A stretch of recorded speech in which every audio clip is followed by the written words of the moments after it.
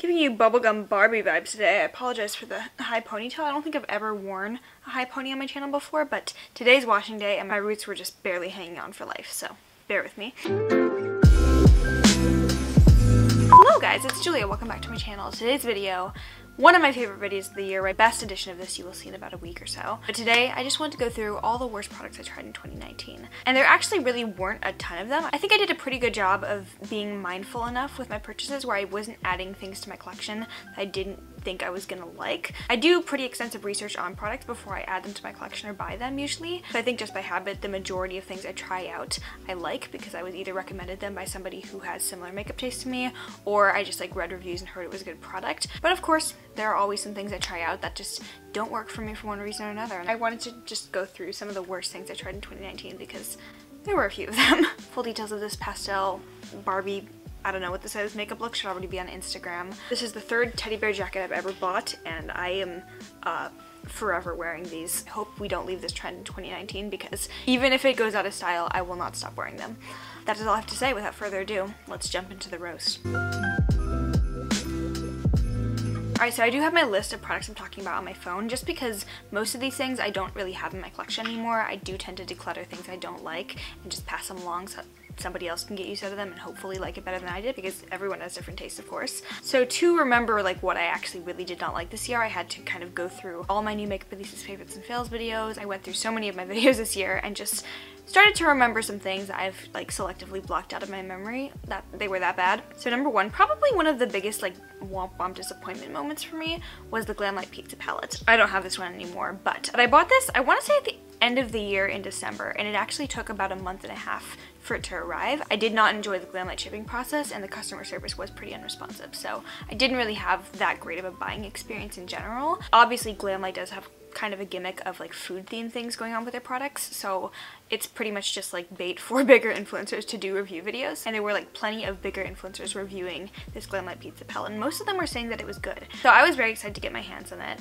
and when it got to me, I was really excited about it honestly because it looked like a pizza. It was huge, a little bit cumbersome to store, but I have plenty of bigger palettes, so that's not a huge concern for me sometimes. The real problem was it was awful. And I really don't like shitting on any brands, but the formula of that palette was so bad to me. As someone who's tried out many different colorful eyeshadow formulas, it really just feels like they didn't try. I feel like they put a lot more effort into the packaging and the general like aesthetic of the product rather than the actual formula because the colorful shades were so patchy, just very hard to blend. It swatched fine, so I think it was very much like an Instagram appeal palette where like it swatches pretty on the arm, it looks like aesthetically fun to post on your feed. Particularly remember the purple shades and the green shades being the worst ones in the palette. I think I was able to do like one look with it that I was like, this is fine, but none of the looks I felt like were good enough to post on Instagram. It was just not fun to blend, not really fun to work with, and even though it was cute and like I get what they were going for, it just was not a really good formula. So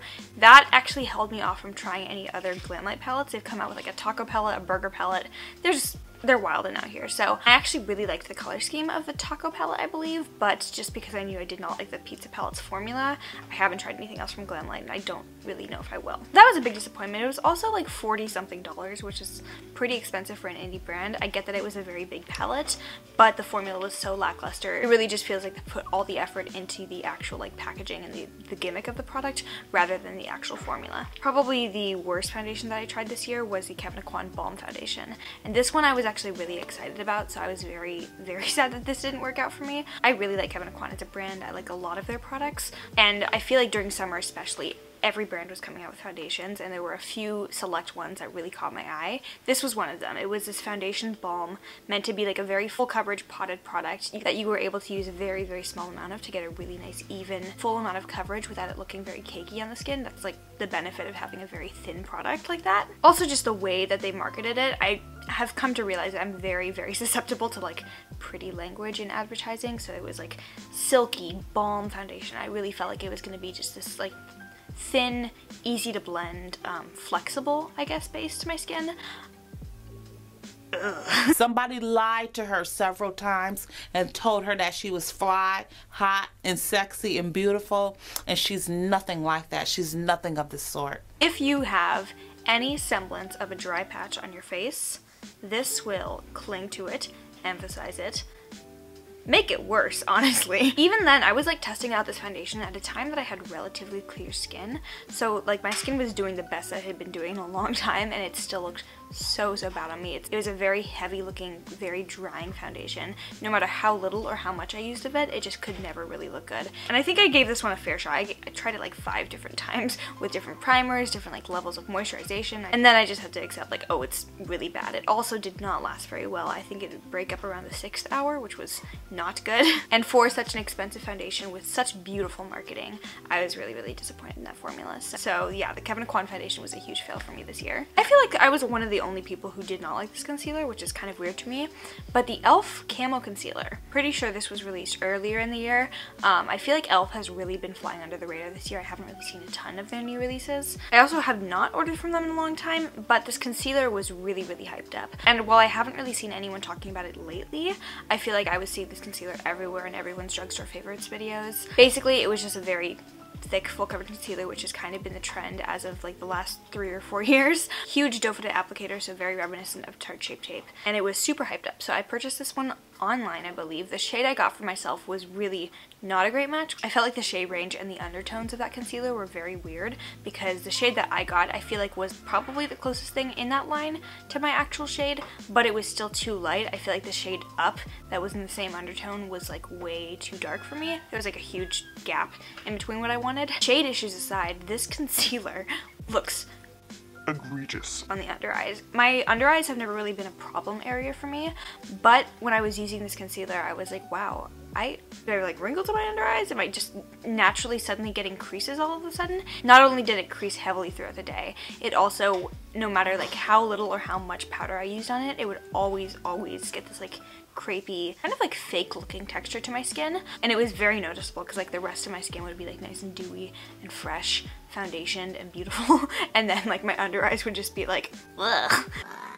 It was only $6, so I was kind of tempted to be like, maybe it's the shade, maybe I got a bad one, so maybe I'll try it again, just because so many people were loving it. But then I think somebody commented on one of my videos like, I really hate the e.l.f. Camo Concealer, and I was like, you know what? I do too. I feel safe saying that now. This one's kind of my fault because I know how I feel about Natasha Denona's minis.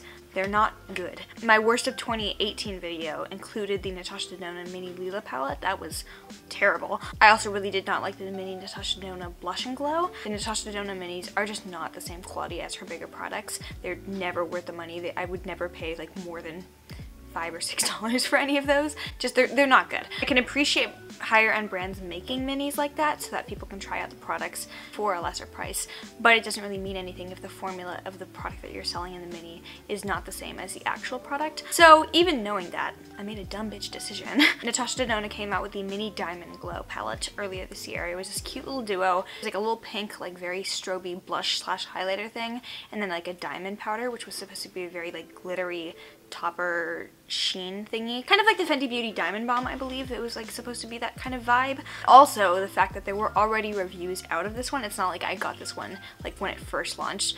I think I bought this one a couple weeks into its launch, so there were already some pretty bad reviews on YouTube from my friends, YouTube and Sephora, but I was like, you know what? I can make it work. I bought it. I hated it. It was, so chunk. So chunk. Glitter particles that cling to every ounce of texture that I have on my cheekbones, which is quite a bit. I'm pretty self-conscious about my texture, but I have found plenty of powder highlighters and cream that do not emphasize my textures. The Natasha formula is such a dry type of highlighter formula. I think I've realized that with her bigger products as well. I don't mind a glittery highlighter, but I think there can be really good applications of that and good formulas of that. Genuinely one of the worst cheek products I've ever tried was just Chonky City. You guys probably know that my favorite beauty sponges in the world are the AOA Studio Wonder Blenders, the just regular ones. These are $1 each. I also really like the mochi ones, which are a little bit softer and very soft texture. I'll never pay for a beauty blender ever again. I don't see the need to pay $20 for a piece of foam when you could pay $1 for literally the exact same sponge. These are amazing, so I really love these. I always have like 3 or 4 on backup stocked in my vanity. I believe at the end of last year, 2018, the Juno & Co microfiber sponge got really big on the interwebs, and I have thoughts about that sponge if you want to see. I'll link the video in the cards where I talked about undisclosed sponsorships and what I think happened around that sponge. But my favorite, AOA Studio, they came out with their own iteration of that Juno & Co sponge. So they came out with these microfiber Wonder Blenders. I purchased 2 of them because I was really excited about the concept, and just by the general description of what the microfiber sponges were all about, I was pretty sure that I was going to enjoy them, so I bought 2 of them. Those 2 sponges were, number one, I felt like a lot denser than the regular Wonder Blenders. These are like not super soft. I don't like a very pillowy soft one, but I do like them to have a nice amount of give so it doesn't feel like I'm pouncing a rock all over my face. The microfibers themselves, little tiny hairs, they were supposed to get you a lot more coverage out of your foundations while also blending everything. I will say it did deliver a lot on the coverage claims. I feel like it did not absorb as much foundation, so you got a lot more full coverage. The problem is sponges are meant to absorb foundation, get a nice seamless application without like leaving excess product sitting on your face. That's what these sponges are for. That's why they get dirty, because they're absorbing your product. I really felt that the microfiber sponges did not do a good job of absorbing the product itself. And I also felt like the microfiber sponges were very hard to clean. With like regular beauty sponges like this, you just kind of like put some soap on it, and then the foundation in the pores of the sponge can come out pretty easily if you just like work with it a little bit. But the microfiber sponges, I felt like they held the foundation within the sponge a lot more, and as a result they got moldy very quickly, which was disgusting. Honestly, for me, beauty sponges are just like if it ain't broke, why fix it? Regular foamy sponges like this do an excellent job of blending out foundation, and while I do like testing out like new textures of things, I pretty much just always go back to this general format because it works very well. I still think the Kevyn Aucoin Balm foundation was worse than this one, but this has given it a run for its money. The foundation that got me kicked off of Pure's PR list, the Pure 4-in-1 Stick Foundation. I actually really enjoy the Pure 4-in-1 Love Your Selfie foundations. This is just the stick version of the liquid. I'm wearing the liquid actually on my face right now. I think this is beautiful. Very full coverage, but like has a nice skin-like, kind of almost luminous but not really dewy effect. The stick foundation I was hoping would be a similar kind of vibe, and I'm sure there are plenty of people who like heard of the hype of the liquid foundation because that one is a very beloved foundation, and then bought this one thinking that it was going to be the same thing, and my heart hurts. I don't know if you can see the texture on this foundation stick. I'll show you guys a shot of it. This is the driest formula to a point where it like drags on the skin as you try and glide it across. Even the Hourglass Finish Stick Foundation, which I do feel is a little bit too dry for my skin type, that one does apply smoothly because it is a cream foundation. So I'm gonna like try and swatch it. I don't even, like, it barely even shows up when I swatch it. I just have to like break through that first layer. It is so stiff, which I like a stiff contour formula. I don't like a stiff foundation formula because I want my foundation to blend out nicely. I think my 2020 resolution will be to stop trying out stick foundations just because they generally do not work for me. Stick foundations are usually geared towards more normal to oily skin types. I haven't really been able to find a stick foundation that I've liked more than a liquid foundation. While it is full coverage, I feel like the coverage is kind of uneven, so it can be very patchy. Again, because it is such a stiff formula, it can be very hard to blend. So you can get like full coverage in the areas where you apply it, but then when you like go to blend it out, it just like patches up and balls up in certain places. It's just not a good formula. I think if you did have oily skin, you would enjoy this one just because it does feel like a very nice like oil controlling foundation, but for me, this picked up on every patch I have on my face and more. I think the Pure 4-in-1 liquid foundation is just more suited towards pretty much every skin type, honestly. Yeah, that one's really awesome. This goes by the same name, is not the same thing. Ciate London is one of my favorite high-end brands. I feel like they're very underrated. They fly a lot under the radar. They came out with this like Jessica Rabbit collection this year. There was an eyeshadow palette which I did not enjoy. Passed that along to my mom though. She really likes it a lot. But the highlighter, this I was very excited about just because it seemed right up my alley. It's that basic pearly toned shade that I love. I love boring highlighter colors, honestly. Had like no glitter particles in it whatsoever, so I felt like it was going to be this really nice, pearly, subtle, beautiful glow rather than something that was like icy and just like hard to blend out and stuff. I've heard conflicting things. I've heard some people saying that the formula of this highlighter is the same as Ciate's other formula. I've heard some people saying it's not. It was a really powdery formula, so I feel like with highlighters that don't have glitter in them, most of them are able to like sheer out and like really melt into the skin.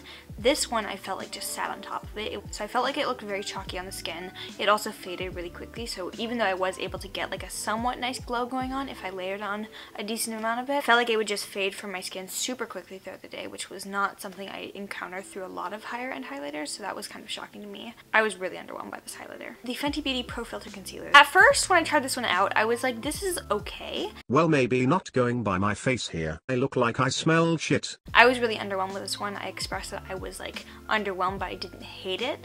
But I think especially getting into the summer months, which I was expecting this very, very matte concealer to actually be better during the summer months, this was just so heavy and gross looking on the under eyes. And in general, I feel like concealers are less subjective than foundations. Foundations obviously can vary very drastically between different people, but I feel like concealers, a larger amount of them work for more people. This concealer, I really just did not understand the hype behind. I do want to note, Fenty, for a lot of their releases, they do a lot of sponsorships with YouTubers and beauty influencers, which I think is smart. I love sponsorships, nothing against them, but I think a lot of the hype can be manufactured from those sponsorships. So for the first couple weeks or months of this product being out, I felt like I was only seeing positive reviews, and then after that, I was seeing more like negative or even like meh reviews of this concealer, and I was like, okay, I'm not crazy, this is not great. I also do think it's important to note that a lot of the people who are saying that this is their new favorite concealer and like their new holy grail haven't really been talking about this one as much, especially in like the fall to winter season. Their Hydrating Pro Filter was actually a pretty decent hit for me this year, but the concealer was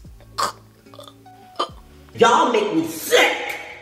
Y'all make me sick! I feel like this is an issue throughout this brand that's not talked about enough. So, Herbivore Skincare. They're a very like botanical, natural, clean beauty skincare, and clean beauty as a label doesn't really mean a whole lot, but they are definitely one of those brands that tries to focus on more natural ingredients, which I can appreciate. They also don't use preservatives, which I used to think was a good thing, but in skincare, you do want preservatives, especially for something that you're putting on your face. Preservatives in cosmetics are not only extremely safe and extremely regulated, very well regulated in formulation, they keep your products from expiring and going bad. They are a brand I feel like is more targeted towards people who already have nice skin rather than people who are like trying to get products with active ingredients in them to actually get nice skin. This is the Herbivore Brighten Pineapple and Gemstone Glow Mask. Brazilian Micronized Tourmaline Gemstone Powder, which I don't really understand the purpose of gemstones in your products. I can appreciate having crystals in your home, but I don't want like ground up crystals in a mask that I'm going to put on my face and then wash down the sink after 15 minutes. Expired within about 3 or 4 months of me having this open. This white kind of mold growing all throughout this, and I've kept this expired mask that has been molding for a couple months now just for the sake of this video. I do think they have a few good products. I really enjoy their Pink Cloud Moisturizer, but I would say only get their products if you're going to be using it every day. It's going to go bad before you can use it up. So if you're just looking for a moisturizer that you're going to be using every single day and that you think you'll use up within like 1 to 2 months of opening it, I would say go for Herbivore. I feel like it's overpriced, they expire really quickly, they're not super upfront about the fact that their products can expire very quickly and you could potentially be putting on very like moldy products under your face. Preservatives are fine, preservatives are good. We don't need to be scared of preservatives. They're a good thing. This is a product that makes me sad because as a setting spray, like it does its function well. It's a good setting spray. Like it locks your makeup in. It's good. But it's unusable. Huda Beauty setting spray. She came out with this earlier this year. It's an aerosol setting spray, kind of similar to the Morphe Prep and Set, but basically Huda Beauty's version of it. Makes me feel like I'm choking and dying every time I use it. Usually fragrance products, they like linger for a couple minutes and then throughout the day you can't really smell them anymore. Huda Beauty stuff, you can smell on your skin throughout the entire day of wearing it. I wish I had perfumes that stayed on my skin like that, but alas. While I am very much on the cream cheek products train, I've been trying to like dabble more into using cream things on my eyes, and this was one of the biggest disappointments for me. This is the Touch in Sol Pretty Filter Mattish Liquid Eyeshadow in one of the most beautiful shades I've ever seen. I thought this would be like the perfect way for me to dabble more into cream matte eyeshadows, just because this is such a like a good basic transition shade that I would use, and like on the hand it blends so nicely. That was why I picked this one up. I'm really hesitant to trust like hand arm swatches because the skin in your eyes is so different.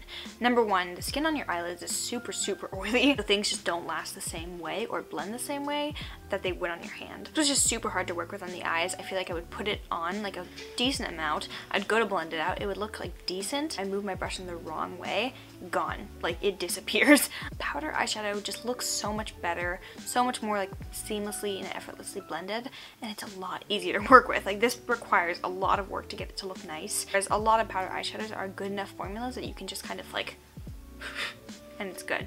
I've tried almost every product from Anastasia Beverly Hills at this point, so of course I've found some things I didn't like. This was something I really did not think I was not going to like. Anastasia Beverly Hills powder bronzers. I have like an addiction to powder matte bronzers. A lot of them look the same in my collection, but I love bronzers. From like my favorite high-end brand, I was expecting to love their bronzers a lot. It is not a good formula. Way too pigmented, honestly. Not easy to blend out at all. Not a fun product to work with, especially with bronzers. I want it to look like I was kissed by the sun, not like I was slapped in the face by the sun. I think another 2020 resolution for me is gonna be no more high-end mascaras, because Essence Lash Princess exists. I just really have not tried a ton of high-end mascaras, with the exception of like Milk Makeup Kush and Hourglass Caution, that I feel like are actually anything unique that warrants a higher price tag. This is the Kevyn Aucoin Expert Mascara, and for such an expensive ass mascara, it better be darn good. Also, the brush shape is what I really like from mascaras. The problem that I have is with this formula, it flakes and smudges like nothing I've ever seen before. I'll be looking at myself in the mirror 1 minute, I'll be like, oh, I look fine right now. And then like 20 minutes later, after talking to someone in a really important conversation, or like having lunch with somebody, I'll come back and I'll be like, did I look like that the whole time and no one told me? Because I have like black smudges on my under eyes. It looks like I've died, or like gotten a black eye, got into a fight with somebody. Bitch, you are 5 feet tall. No one thinks you got into a fight with anyone, trust me. There's so many mascaras that don't do that to me. So I don't understand. This is like $28. Why? Why? Why? Why?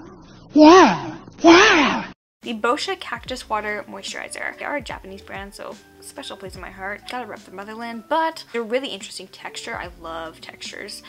Just like interesting things and trying them out. It's like almost solid. Genuinely did feel like the inside of a cactus, if you ever felt that. It's like kind of like solid gummy texture, and then when you smooth it onto the skin, you get this like nice moisturizing layer. The problem with this moisturizer is when it dries down or when it soaks in, it leaves behind this film on your skin that can kind of peel off. The solidity of the moisturizer was congealing and just creating this like beautiful, it looked like my skin was peeling off basically. But you're wearing makeup on top of it, so throughout the day, your makeup, your face, your foundation, everything you put on top of it just starts kind of like congealing and peeling off your face. It's 2019. Y'all should be testing your products thoroughly in those labs before you launch them. You hear me? Jacqueline? Do you hear me? Jacqueline! In the good year, in the good decade of 2020s, I will no longer be giving free passes to foundations that oxidize 3 to 4 shades darker once you put them on your face. Ofra came out with the Absolute Cover Silk Peptide Foundation this year. I have the shade 4 right here, which is a perfect shade match when I put it onto my face and blend it out. This looked beautiful when I first put it on. This changes colors up to 3 or 4 shades darker than what you put it on as. I've tried it with so many different primers just to see like maybe it was the primer causing that, but this oxidizes on the back of my hand too, like on no primer. It's clearly like a chemical reaction of this reacting with the oxygen and the air around you. I will not bend over backwards to make a foundation that cannot keep itself the same color to work for me. I honestly don't know how foundations that oxidize get past product testing. I feel like a lot more oversight should be done in that realm. This was disappointing because it does look really pretty on the skin. It's a really nice like full coverage skin-like foundation. I just did not like the fact that it turned orange and darker. Alright guys, that is it. That is the end of 2019. That is the end of all the bad products that 2019 brought. I hope that this video can be shorter in the year of 2020, but thank you guys so much for watching the worst of 2019 with me, and thank you for sticking with me through 2019. Thanks for being here, and I hope you will continue to be here. If you like this video, please give it a thumbs up. Make sure you are subscribed down below, and also follow me on Instagram. Stay tuned for the best of 2019, which is coming to a computer screen or TV screen or phone screen or whatever you're watching this on near you. If you made it to the very end of this video, you fluorescent silkworms, you get the bonus meme. I love you. Bye.